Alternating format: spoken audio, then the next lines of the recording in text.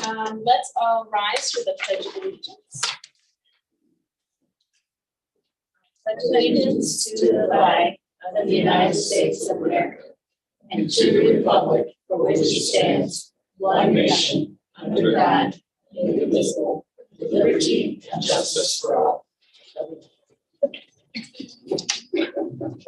All right, let's call the meeting to order at 6:31. Thank you all for being here. I feel like you've been gone for a long time, but it's only been a month. Exciting to start a new school year. So, are there any modifications to the agenda? No. And do we have anyone from the audience who wishes to speak? Are you speaking tonight? Oh, I didn't know if you were picking up the little piece of paper. So we just came. Oh, I can do it like this. Yes. If you want to speak. Yes. Okay. And if there's anyone else who wants to speak, if you'll just fill out the paper for us, it helps us do it the same way every single time. All right, Clara from the PTO. We just wanted to say thank you for all your great work last school year. And I think we've done a great accomplishment in a sense that we brought all the attention to the importance of referendum and also the awareness of local support, the clarification and confirmation of local support through the PTO concert. So we parents and teachers are trying really hard to make momentum and this momentum go. So we just like to let you know that we are really ready to support another New Year's, and definitely we are supporting Superintendent Emily Tracy. We just read the news article that she kind of like indicated that she's running for next May referendum. So I think that is, so we really want to know that this referendum is for sure to go next May election, and also is any specific plan that PTO can be aware of and give us support. Thank you. Yes, absolutely. Thank you, first and foremost, for the support and continued support. The Democrat did make an error in the newspaper. The board has to officially approve on a rate to put something on that ballot. So up until that board approval vote, we will be seeking support in informing the community and our parents and our staff and getting some input on what that rate should be. So I just want everybody to know that the board does have to officially take a vote on that. And then we can officially say it will be on the ballot in May of 2024. So we will be, our leadership team is meeting in the next 2 weeks, and that's the first bullet item on the list is to start talking about where we are at financially and how we're going to start to get to community meetings and how we get people, parents, to come in and be a part of those. So. And there are state deadlines that we do that on. So it's all very regimented about you must do this by this date, you must do this by this date, which is why we don't do it now. We will do it as it's prescribed. So it isn't that we're delaying, we're just there's a calendar that you have to follow in order for that referendum to happen. All right. Anyone else from the audience? All right. Let's go on to presentations. We have one tonight from Chartwell's, and I know we have our Chartwell's representatives here for food service, so I will turn the floor over to you. Great, thank you. May I stand over here? Absolutely. Great. So thank you very much. Here we go. So thank you. My name is Siobhan Carey. I'm the area director for Chartwell's K-12. Don Heimer is your food service director. He's your on-site food service director, and then you have Paula Waterman, who's the SFA food service director. So, you know, it was great. I was very appreciative of Superintendent Tracy for asking us to come and kind of give an overview of food service. I think that a lot of times school boards don't really understand what we do, except that you feed children, right? And we have a lot of quirky rules, and people don't understand it. Sometimes they think it's just us being, difficult. And so what I've always found is that it's really good to just be transparent and kind of help educate the board, especially as transitions happen, just to really understand that, you're on the National School Lunch Program. What does that mean? What is the meaning of all of these acronyms? How does the finances work? Because it works very differently in your school food service fund versus the rest of your funds, and for budgeting purpose, so on and so forth. So we're going to give basically a foundation, an overview of food service. We're going to talk about our achievements this year, and then kind of what's next, what's to come. So who's Chartwell's, right? I think that's a big thing. People don't really understand, what our role is and kind of who we are. So we're now at 40 districts. When I made this PowerPoint probably a month or two ago, we were at 38. Now we're at 40. So we serve 40 districts in the state. When I started I've been with the company 15 years, all in Indiana. I started out as an assistant director and then a food service director and so on and so forth. When I started, we only had 2 partnerships in the state of Indiana, and now we're at 40. So it's been quite a ride over the last 15 years, and I've kind of been a part of that. So the good thing for me is that I kind of understand the role of a food service director, and I have a lot of relationships with the Indiana Department of Ed. So, that's kind of my role, is to support the directors and support the clients through, lots of the requirements, regulations, so on and so forth. So what do we do? What do we do for Brown County? So we basically make sure we prepare. We serve breakfast, we serve lunch, we run an a la carte program. We've also done, and Paula do great things for, catering services for the district as well. We prepare, cook foods on site. Many of our meals are made from scratch, so that's really big on is training and developing of the associates. We recruit, we hire, we train, and as well as making sure that every meal that is served is compliant. That's the big thing, so that Brown County can be reimbursed for those meals. So this is Brown County by the numbers. So as you see here, for this year, so this is for the 22-23 school year, or just prior year. So the team served 110,968 breakfasts, 179,000, almost 180,000 lunches. As far as additional revenue, that would be your a la carte and your catering at almost 105,000, 104,682. We've also received almost $15,000 in grants from No Kid Hungry to support your breakfast program. And then lastly, I was looking at the numbers just because a lot of times boards like to understand the participation and where that is.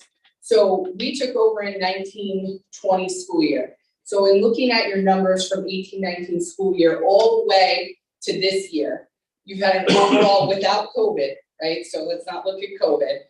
You have a 3% increase in overall lunch participation, which I think is pretty impressive since you have an open campus at the high school and you've had a declining enrollment.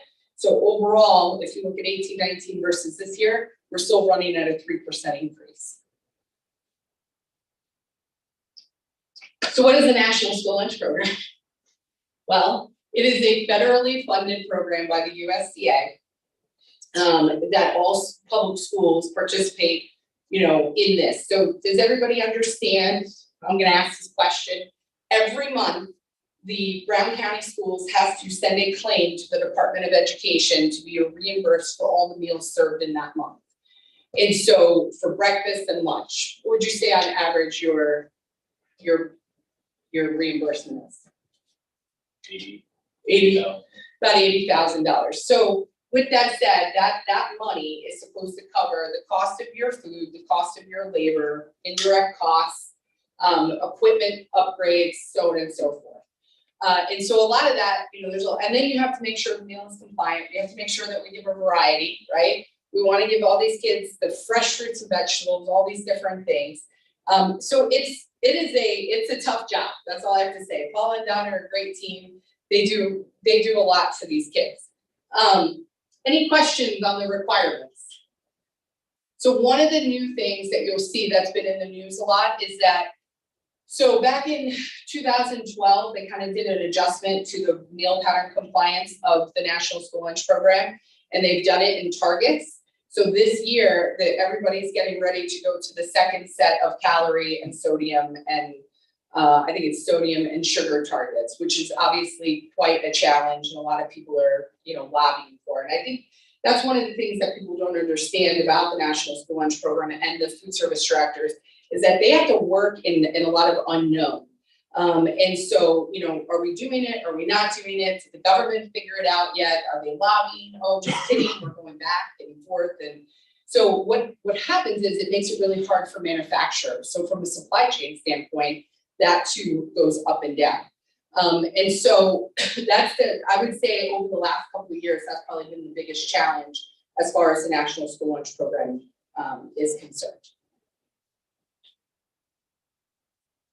So financials, what is this? I think a lot of people are very interested in that.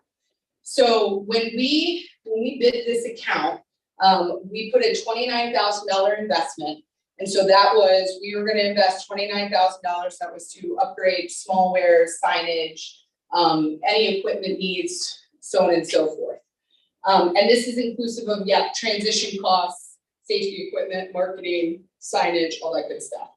So when we build a pro forma, a financial kind of portfolio of what we think the account can do, we put the guarantee of financial return of $25,000. I think 25,105.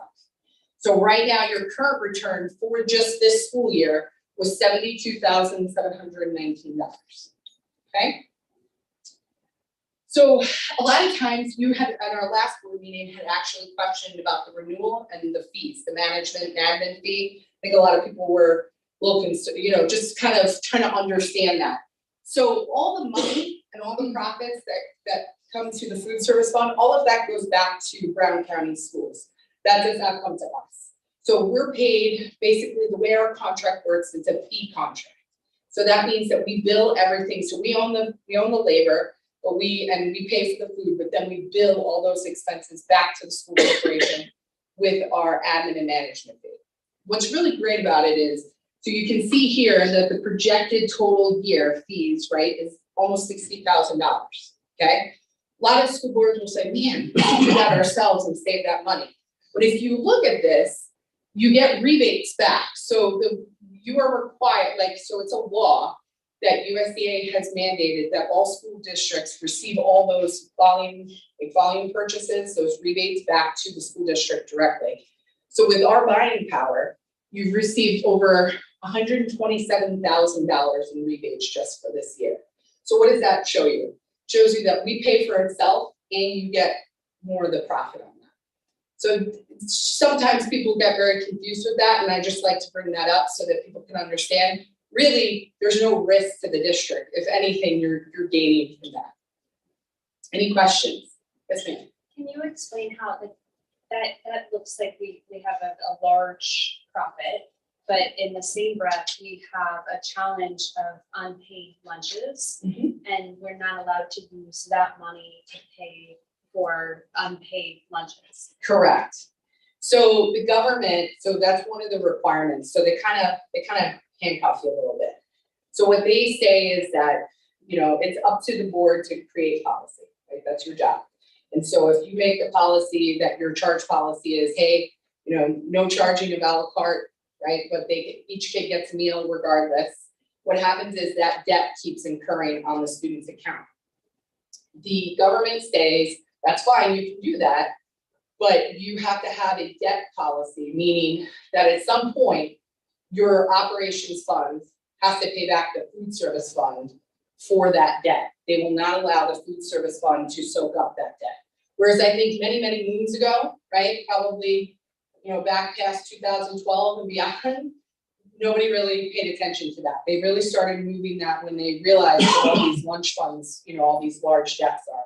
So it is quite challenging, to your point, is that, you're trying to balance paying them, feeding the kids, but also making sure that, you can still be sustainable and feed kids. Does that answer your question? Yeah, I guess I just want understand that we do have a profit from this, but we can't use that profit to pay down. Correct. Student lunches. They won't allow that, right? So, and one thing too is that a lot of people don't understand is that the food service fund has to be sustainable on its own. So for example, I'm sure Dawn could say, like, she submits, her budget numbers, and obviously tax dollars, everything come and they have their budget money, right? But in our world, that's not how this works. We have to serve meals in order to get that money back so that we can sustain what we have. So it's way different. So with that being said, they put this regulation in, so you have money in your fund, but they say, I'm sorry, you can only put that money back into the program. So whether it's through upgrade of equipment or, salary or whatever that may be. Yes, ma'am. Basically, it's resupply and exist. Sure. Okay, that's number one. Number two, government rules or changes in any business. A lot of this stuff has nothing to do with local, it has to do with upper level government, the different departments, acronyms all over the place. So, the other thing that I do want to comment on and compliment on is I really appreciate the November meal that we participate in every November with Veterans Day. Thanksgiving. I don't get to the Thanksgiving one, but I get to the Veterans Day one. Well, thank you. Appreciate that. Thanks, girl. Any other questions before I move on? Okay. So achievements. So I'm going to turn it over to Don. This is regarding the grant that he just received. Go ahead, Don. Hi, Don Heimer, Chartwell's, been here at Brown County for starting my 5th year in August. Been in Chartwell's for 15 years.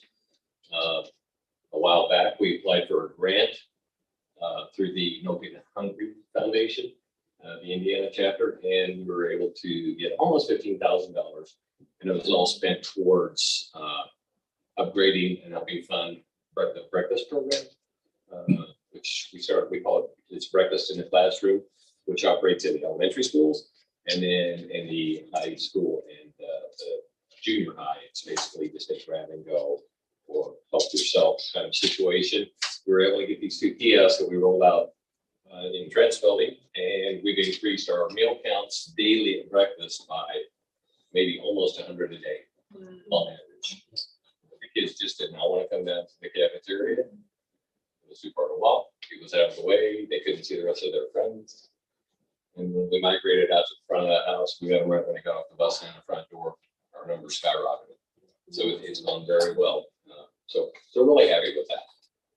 So we continue to see an increase, year over year on our numbers from when we started here. And I think Siobhan crunched the numbers. It's about 13% breakfast participation. So if you look at where we were when we first started, but again, in 18-19 before we started versus where he is, I mean, I was pretty impressive.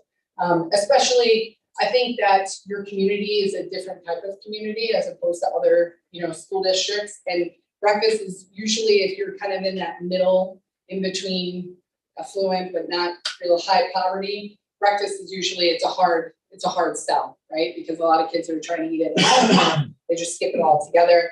And so it was really impressive to see the numbers that Don, was pushing out, and that the kids were really reactive to it. So that's good. I mean, at the end of the day, that's what we want. We want food in kids' stomachs. And let's be honest, at the high school level, they're either not awake or breakfast isn't food, right? So, And those are free lunches, right? Free breakfast. I'm sorry, use the wrong word. Free breakfast, no income requirement. Right, no charge on that. So we rolled that out. So through the 2 back-to-back COVID years, obviously everything was free. So we kind of maintained that. We went into last school year and kept it at the elementary level, free for all the kids, and we do deliver to those rooms. And we got into August, and the end of August, I talked to Siobhan, I'm like, my numbers are horrible for the secondary schools for breakfast. I got to do something. So we just turned it all into universal free breakfast for the whole school district, and the numbers skyrocketed. It was great all the way around. So we're going to keep it that way. So which means it's free for every student, regardless, the pay students reduced and, obviously free. So they all get to eat. So we've seen a good gradual increase and it continues to grow. So we're gonna keep it going that way. So hopefully we can keep building our numbers. And I think the key to running that type of program is participation is key. So the higher the participation, that's why it's good to keep it in the classroom, because the studies show when it's in the, for example, at the elementary level, you're running, 75% participation because it's there, the kids will take it, versus if you make them come down to the cafeteria. And then obviously, as he said, at the high school level, you just have to make it very easy and accessible. You don't need to put it in the classroom, but you definitely need to just make it there for them so they can just grab it and eat it on the run. So. Great. One of the questions that we were always asked is how do you communicate? So we have different platforms. We have, surveys that, Don's going to plan to roll out for middle school and high school. We try to do that every couple of years. And then as well as elementaries, we'll usually send a survey home just more with the parents, send an email and ask the parents to fill out for the elementary level. But at the middle school, high school, we really like to hear what they have to say. Because, sometimes it's, they're just being silly, but then there are other times it's very insightful. You learn a lot actually from what the kids are telling you. Social media. So we have, we have different platforms for social media. We have an Instagram page. We have, Twitter and Facebook and all of that good stuff. But we feel like NutriSlice, that's an app. It's a free app that I don't think a lot of parents know, as well as board members. You can basically look at the menu on your phone. They can see pictures of the food. They can look at all the allergens and nutritional info. I know from a nurse perspective that they do enjoy that because they're trying to dose a child that's a diabetic. They have all that information that's right there for them. And then we have Nudge, which is our platform for associates. So it's a way it's kind of like a LinkedIn, but for the food service Chartwell's people. And it's not just here in Brown County, but across the nation. And they can kind of post things about what's going on in their kitchen and kind of share best practices. So the associates seem to enjoy that as well. And it was very helpful. It actually rolled out right before COVID. And I gotta tell you, we didn't realize how lucky we were to have the platform because it kept all the associates engaged. And when they realized they're not the only one that's, pushing out meals and, working their butts off and, and then it kind of helped build them around in a time of the unknown. So improve food quality. So these are some of the stations that we've rolled out: Grilled, Tomato, So Deli. Extra Extra is our fruit and vegetable bar that's in both elementary and the secondary platform. Create, that's kind of a build your own kind of bowl, a lot of comfort, comfort favorites. B&B is a deli station. So Deli is also another concept of a deli station. Tomato is our pizza and specialty pizzas, as well as strombolis and calzones, different things like that. So just kind of give you some insight into some of the different concepts that we have. So our people, so as you can see here on the pictures, this is team shots from each building. One of my favorite, I was telling Don, was the one up here at the top right. That is the team from the high school. Some of the kids, I think, did a big thank you. This was our school lunch hero day in May. And so it happens every May. And did you get the kids? Did you ask for the kids to fill out the banner and stuff? Yeah, they sent the message out. Yeah. Everybody responded really Yeah. well, every school. Everybody loves a good lunch lady. So I'm sure, do you guys all remember any of your lunch ladies from school? You do, see, yeah. My grandmother and my mother. There you go. Yeah, and I think that's, there's something to be said there. Sometimes we don't know what these kids are going through, and just the kind face that feeds them every day and just kind of gives them some love, right? Even if it's just with mashed potatoes and gravy, a little extra gravy. I mean, that goes a long way for a kid. And I think that's the big thing for our team, is to understand that, that we need to, we're the people that bring the fun, right? And just bring the love, so to speak. So I think Don and Paula and the girls, I think everybody does a wonderful job with that. So building our success. So what's next? We're gonna keep working on the culinary service enhancements. So we're building our own working more on trying to incorporate more build your own concepts at the high school level. I think the kids seem to like that. Breakfast protein options, eggs, burrito bars, so enhancing the breakfast menu. Student choice, I think that, so student choice is a platform which we talk about kids get to vote on different concepts. And so we can do it as big and grand for like a whole week, or we can do it just for that day, kind of like a love it or lose it type of concept.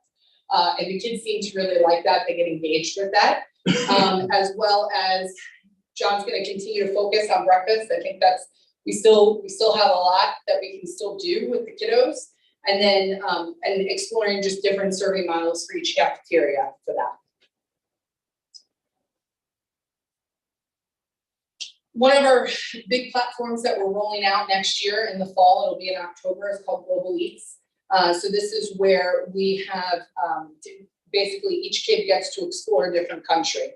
So the first 4 countries will be Mexico, China, India, and Italy.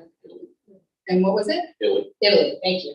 Italy, of course, is like the most favorite, right? And so the kids kind of, it's kind of like a passport through that, and kids get to learn about different things. So we'll be doing some nutritional education on that. Yes, ma'am. I know because of my daytime job and stuff that sesame allergies are really been going on. Yes. And it doesn't have to be sesame seed, but like with Chinese food but there's sesame oil and a lot of Chinese Thai, Right. other dishes and stuff. So I presumed you taking that under consideration. Yes. So we have dietitians and regional chefs that work on these concepts. And to your point, allergens, are rampant throughout all school districts. So we make it a point to make sure that all of our recipes are peanut free, tree nut and all of that. And then if there was something there, it would be identified so that students know. But we also have to take all of these fun fan favorites, kind of, thinking about Italy and pasta and all this stuff. We still have to make sure that it's compliant for the National School Lunch Program. So, if you're looking at something like sesame oil, how does that factor into the fats and the calorie makeup and so on? And that's kind of the part of our whole concept, is still being able to bring these fun concepts, but at a compliant level. The other day, sesame flour. You're just amazed to see what Yeah. sesame flour is. You really don't, you just add other, and it turns out it's sesame flour. My daughter has a gluten allergy, so I'm constantly reading labels. And to your point, it's fascinating what's in our food. Yeah. Yeah. No, thank you. Discovery Kitchen. So this is our nutrition education platform. So we have basically we have a yearly calendar, and every month there's a new different type of concept.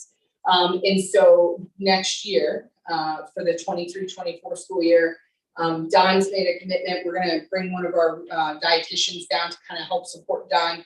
And once a month, we're gonna try to roll out, so for example, like December with spices, right? So we want to educate, so we put it on the menu, but we'll also kind of do a table, kind of educate kids, maybe like in elementary, where they can come up and they can see all the different types of spices. Kids don't realize like, hey, this is what mustard is. They just think it's French's out of a bottle, right? Like, oh, it's a spice. Where is it grown? And so you can look at all these different spices and educate them on that. And so this is our platform for that. So, the goal is every month, every other month that we're running these programs in the elementary as well as the secondary. And then lastly, thank you. We've appreciated the partnership. Obviously, this is the on-site team. So these are all the kitchen managers in every building, and Don and Paula. And I think the world of the team. I think they do an amazing job. They're here for the right reason, right? Which is it's to feed your kids and make sure that the kids enjoy the meals while they're here. Thank you. Sure. Great.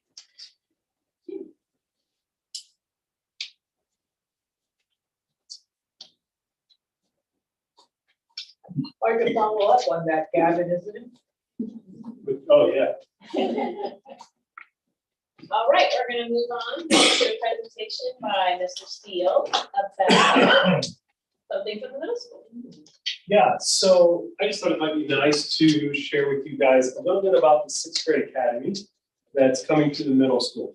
So obviously just finished my first year at the middle school, our second year with sixth graders in the building with us, and talking with the team, it was just a matter of conversation around what can we do better? How can we bring in our fifth graders and make sixth grade a little more productive? What can we do to decrease some of the stress, some of the anxiety that the students are coming in with? And what could we set up so that a sixth grader is not the same as an eighth grader, and that they do get a different experience, and that it feels a little more of that elementary feel to it, and not just tossed into the middle school. So we sat around, we started talking about what we wanted this to look like, and we said, we had this when we had the intermediate school, and how great that was to kind of help transition to the middle school. So we started looking at schedules of the intermediate, what the intermediate did, and what can we do, how can we lay this out for our students coming to us this year in 23-24. So this would be the class of 2030. This is what we call them now. We met with them right at the end of the school year and made sure that they realize that we hope that they are the class of 2030 as well, that they actually exit in 2030. So we're looking at 3 schools, 129 students, and making them realize that this is the first time that they're coming together. Like, yes, we can have our strong elementary roots, and that's perfectly fine. I'm all for being very supportive of your elementaries, but really coming together as one and building those new friendships and building those new opportunities. But we need to provide them the opportunity to do it. And we just feel that tossing them into the middle school, where they're in a class for 45 minutes and then a passing period and another class for 45 minutes, and they don't have an opportunity to really get to know each other, that's on us, and we can do better. So this is going to be the team, myself, Mr. Davis, the students. Ms. Gore is in the office. Ms. Hayward, special ed, she'll be special ed 6th grade. And then the bottom row will be the 6th grade academy team. So if you look across there, it's a pretty fantastic team for 6th graders to come into. Super excited for them. They got to meet them when they came and visited the middle school. The first 4 were already with us at the middle school last year, and they're just transitioning maybe into a new grade. Mrs. Sawyer is the newest addition to us in the 6th grade academy, coming from Van Buren. What is this going to look like? And this is what we kind of kicked around, and how we wanted to just slow school down and allow time to kind of absorb it. So we have our 4 cores. We have math, science, social studies, ELA.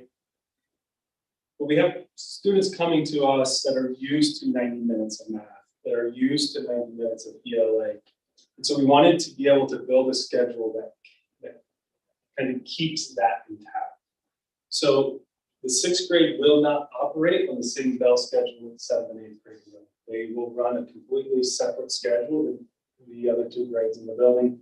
When they do transition from class to class, 7th and 8th grade will be in class. So they'll be in the hallway by themselves with just their 6th grade academy teachers out there with them.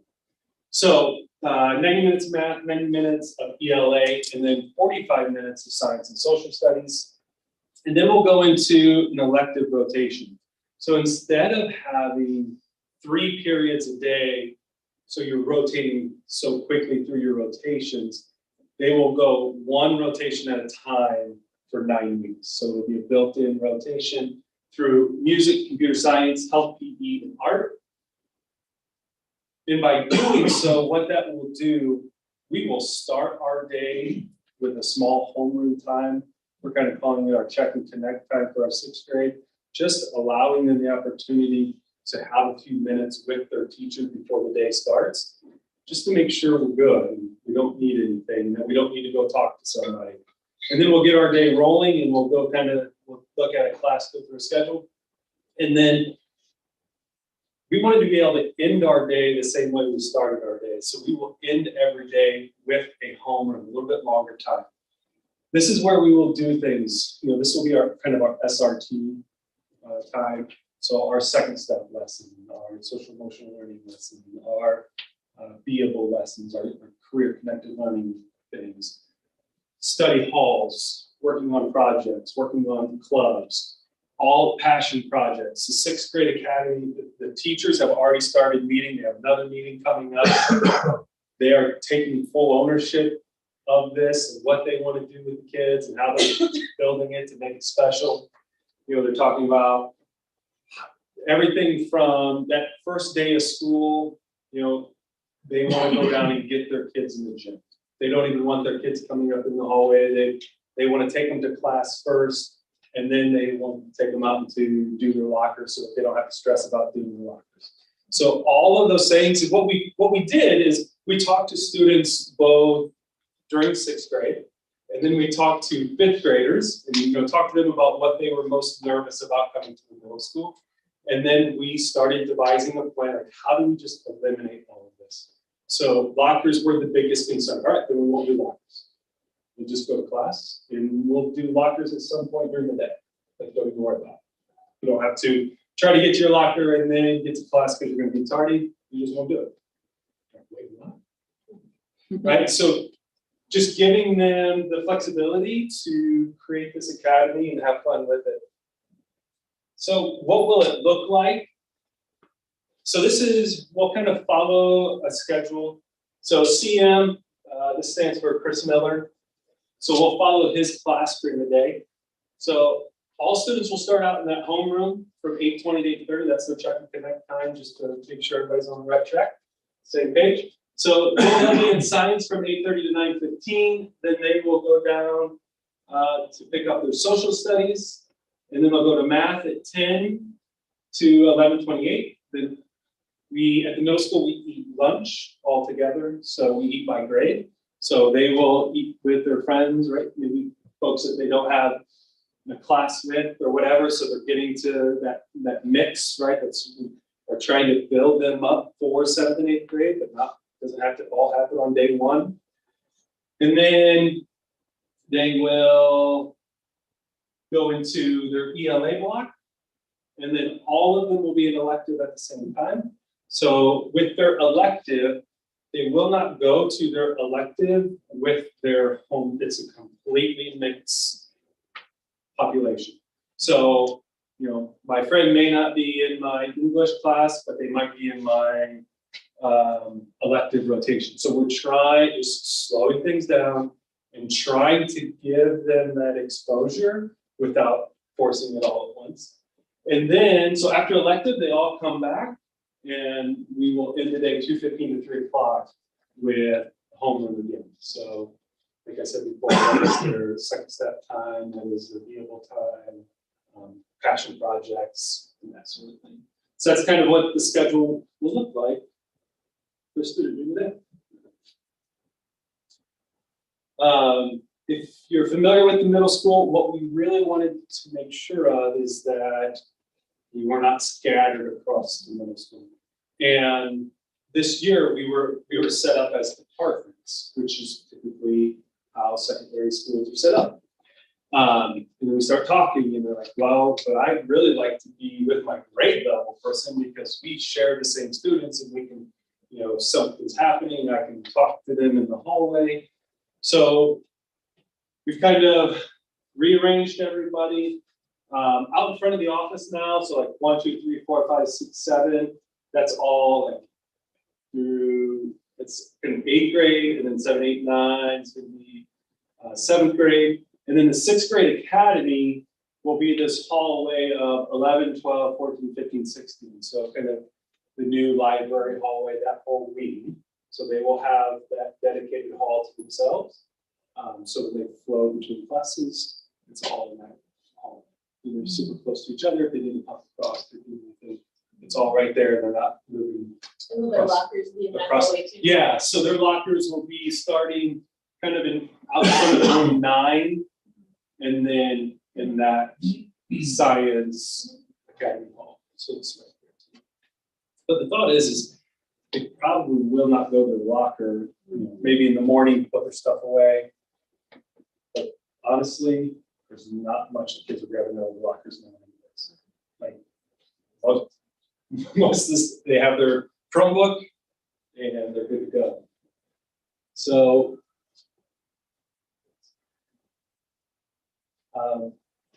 your adventure awaits. That's what we told them when they got here. We worked again today on camp. We'll be going out to camp again this year. So 6th grade will be going out for 2 days. 7th grade will be going out for 2 days. 8th grade will be going out to wrap up. So that will be the first full week of school. We will be at camp again this year. Super excited to get that information out. We had another meeting today on it. We're almost finalized, and then we'll push all of that out to our parents. Letting them know that it's coming. Super quick overview. Just wanted you to know kind of what was going on in that building up in the hill. So that's what we've been working on. Questions? And the 7th and 8th grade teachers, are they also mostly doing one grade, or are they Yes. mostly split? Yeah. So we're other than electives. Right. Some of our elected teachers are multiple grades. Science is one, social studies is one, English is one, math is one. All of our cores are one subject, one grade. So that So- simplifies teaching. So they're prep as all well. creating these academies. Yeah. Yeah. You said that previously your middle school classes were 45 minutes. The teachers that are now doing the 90-minute classes, is that something they've experienced with? Teaching a class that long? 'Cause So I did block in high school with new teachers. and Yeah. there was a lot of teach the first half, and now you do your homework the second half. so They here's didn't know how to fill it. here's the perk of this team. Okay. They're all elementary. And so Yep. all of them are used to teaching. Okay. They're the ones that have been missing. Yes, they're the ones that are like, give us time back. That's, I just, my experience. in It the block is, schedule you're right. Was It's- the seasoned middle school, high school teachers did not know how to fill. It's a whole different style. Teaching this team are from the old media school, which is second grade. That's good.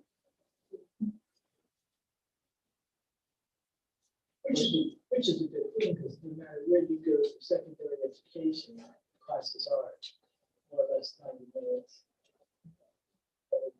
Still show you to do 40 in the classes, at least an hour plus, depending on what subject. So that gets these kids set up and like. On the electives, again, you're gonna have elective teachers who are using computers and health and PE. Is there, I think you went to a general music class for 6th Correct. grade, is that right? So it's not band required? Yeah, it's it's general mixed. Yeah. It has been taught by a traditional choir teacher. It looks like this year it'll be taught maybe by a band teacher. So for that class, it's more of just exposure to music and kind of building interest and kind of seeing if they have a passion to keep going, but we always want to expose them. I love it. Yeah, that's great. Thank you. Thank you. I feel like you're getting clapped. Well, to be honest with you, samples would be. Next time. Do you want to sample food or curriculum? Thank you so much. We need snacks at every meeting. Yeah, understood, understood. All right, you're more than welcome to stay, but if you also want to use this time, it's okay if you want to go. So just so you know. Not required to You're not required to stay to the end of the meeting. If you wish to leave, bye-bye. We'll go. We'll go. Apparently, I have to go make snacks. Thank you so much. All right, moving on. Thank you for all our presenters tonight. We have no discussion. It's number 5. Number 6 is approval of the public session minutes from June 15th, 2023. Is there a motion to approve? Second. Any discussion? All those in favor, let's do roll call. Amy, Yes. Carol, Wait a minute, I'm trying to figure out if I was here for that. No, I was not, I think you missed that. so I abstained. Vicky, Yes. Stephanie, you were not here. And Doug. Yes. All right. Next, under action needed items, we have a recommendation to amend the effective date of the Brown County High School extracurricular treasurer, Morgan Young, to June 2nd, 2023. Is there a motion to approve? I so moved. I'll second. Any discussion? This was just so we could be able to provide training. Okay. Any other discussion? Roll call. Amy, Yes. Carol, Yes. Vicky, Yes. Stephanie. Yes. Yes. All right, number 2 is recommendation to approve the maternity notice for Courtney Fowler beginning approximately August 28th, 2023, ending October 16th, 2023. Is there a motion to approve?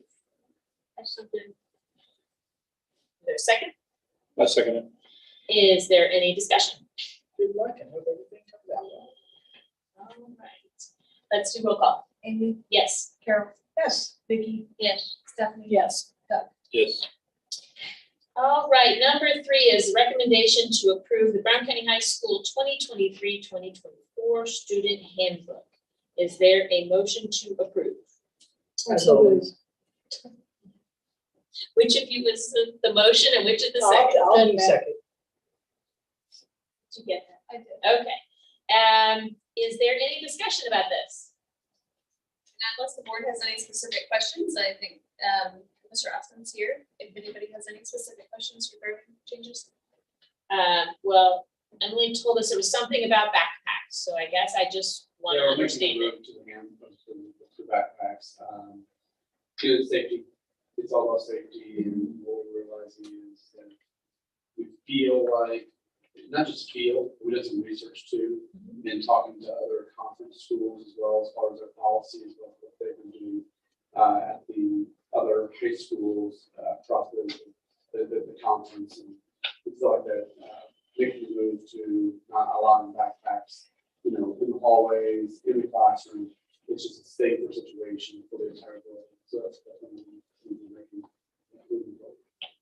So students will be expected, if they have a backpack or a bag, to put it in the locker and then take only what they need to class. Correct. Any other comments or discussion on the handbook? And I thought I said there were only 2 other minor changes, I think. Okay. That's all I have. All right, let's do roll call. Amy, Yes. Carol. Yes. Vicky, Yes. Stephanie. Yes. Doug. Yes. All right, number 4 is recommendation to approve the Brown County Schools 2023-2024 Transportation Driver Handbook. Is there a motion to approve? I submit. Second, I second. any discussion? This is just cleaning up technical things and adding Indiana code that may have not been in there prior. Again, Dennis is here to help answer any questions if anybody has a question about it. Thank you, Dennis, for cleaning it up. Yeah. And any other questions about it? I'm watching Doug giggle down here, and I don't know why. I was trying to think of a question for Dennis, but I didn't. Definitely come to this. All right. Does, give the poor man a break, would you? Does this have to be cleaned up every year when rules change at the legislature? If there's some statutory changes or changes. Okay, so Neola gives us some recommendations on these as well. Yeah, I don't know when's the last time our handbook, transportation handbook was updated. It's been a while. Like officially. It's not something that we've done every year, so they definitely need it. Great. All right, that's all I have. Anybody else? All right, let's do roll call. Amy, Yes. Carol, Yes. Vicky, Yes. Stephanie. Yes. Doug. Yes. Well, thank you, Dennis, for taking care of that. I appreciate it. Number 5 is recommendation to approve Sue Thompson and Amanda Smoot to work at Brown County Middle School 23-24 registration on August 2nd from 11 a.m. to 7 p.m. and August 3rd from 8 a.m. to 2 p.m. and being paid at a rate of $10 per hour. So recommendation to approve this. I'll Second. second. Any discussion? Thanks to them taking that to work. It's a fun time though. Students come in and they're excited. They want to check out their lockers, the middle school, and that's great. So, let's do roll call. Amy, Yes. Carol, Yes. Vicky, Yes. yes, Doug. Yes. All right, number 6 is more policies. It is recommendation to approve the first reading of Neola policies, volume 35, number 2, from PO 0141 and a whole bunch on page 2, on page 3 through PO 9111. Is there a recommendation to approve the first reading? So moved. I'll second. Any discussion? All right, let's do roll call. Amy, Yes. Carol, Yes. Vicky. Yes. Stephanie, Yes. Doug. Yes. All right, number 8 is our consent agenda with personnel common in July, lots of comings and goings, and it starts with separations and appointments and transfers are none. And that is all on page 3 and page 4. Is there a recommendation to approve those consent agenda items? So move. Is there a second? I second. Any discussion? Do we have one of those appointments in the audience? We do. Oh, Please introduce. awesome. Hi, my name is Elise Cannon. I also say Rose Cannon, but my mom gave me an old name. So Elise, yes, I'll be the 7th grade science teacher over at the middle school. I have been teaching overseas. I've taught here, been at Muncie for a year, Edinburgh the last 2 years, and then I'm here with you guys here. So I'm excited for that. My husband and I are definitely kind of settling down here, so we want to stay in this area. Looking forward to it. I'm excited about a lot of the opportunities for us. Welcome. Congratulations. and welcome. Excited to have you, thank you. I have a particular soft spot for 7th grade. So. Oh, do you have a 7th grader? No, but I taught 7th grade. Oh, okay. She was a good teacher. Thank you, Jackson. All right, any other discussion on personnel? Well, I welcome to all these great new students, including Colton Lewis, who was also a student that I knew very well. So I'm glad when our kids come back and want to teach with us. And I think that's great. And teaching the students. So, all right, let's do roll call.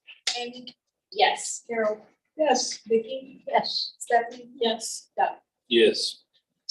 All right, and we finish up here with superintendent's report. Yeah, I just have a couple of things to report out on tonight. First, I want to thank the entire team at Chartwell's. They do an absolutely incredible job across the entire district, and just really, really proud to work with them. I often forget that they aren't Brown County employees, except Paula, and have to be reminded a couple times that they're Chartwell's and not Brown County. So I just hope everybody knows how great of a job that they do for us and how much they care for our kids. Best decision we made back then. Yeah, it was a good one. I want to thank Gavin. Thanks for your presentation on the 6th grade academy. I'm excited to see that unfold, and gosh, just to even hear you say 90 minutes math and 90 minutes of ELA it's going to be a really, really good thing. So excited to see everything come together with that. I want to thank John Elmore and his entire crew for their showing of Annie Junior. I was unable to be there because I was out of town, but I heard it was a really, really great turnout. People had a It was great huge. time. It was incredible. Yeah. So, yeah, want to thank him and the kids and everybody that helped make that a success. And then today I was reminded, I got to review all of the kids in Eagle Manufacturing that is working over the summer and to see what their paychecks are. I just happened to glance over those today, so it just reminded me how much of an incredible opportunity that is, that we've got kids working all summer long and earning a paycheck, and then By choice. by choice, yes. I just want to thank the entire team at Eagle Manufacturing, just for being there and being excited to help provide that opportunity for kids. Not a lot of schools get to offer that, so just really, really proud of them. And then just a few reminders. We have our Career Resource Center graduation is tomorrow at 6 p.m. Would love for everybody to join us. It will be at the ESC. So excited for that event. Our elementary buildings officially open up Monday, July 24th, and then new families can come and enroll and register at any time from 8 to 4. And then our middle school, high school registration specifically is August 2nd from 11 to 7, and then August 3rd from 8 to 2. And then kids come August 9. So gearing up for that, we did bring some extra magnets and put them on the table. So if anybody here would like a magnet or take a magnet to a friend, or let them know that you can come to any of the buildings and have some of those. And then one last plug, I think we're going to finalize our names for the second cohort of our ambassador program.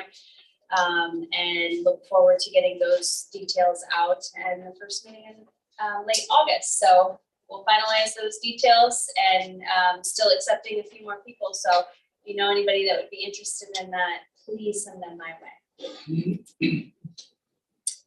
And that's all I have today. Is our health clinic open? Yes, it has been open. Okay, just since our last meeting, right? So just opened recently, so I'm excited about that. I haven't gotten to see it yet. Yeah. All right, does the board have anything under board updates? I came to see Annie, the auditorium was full. That was just really great to see, and the kids did an awesome job. And that was a time where we had power outages and really, really bad storms, and nervous it wasn't gonna go on. And it was July 1st, the weekend, which also was a really tough date. So just super proud of everybody. Yeah, that was really awesome. All right, well, I'm excited for new school year, so thanks to everybody. What'd you say? Claims. She said she was out for 100 hours.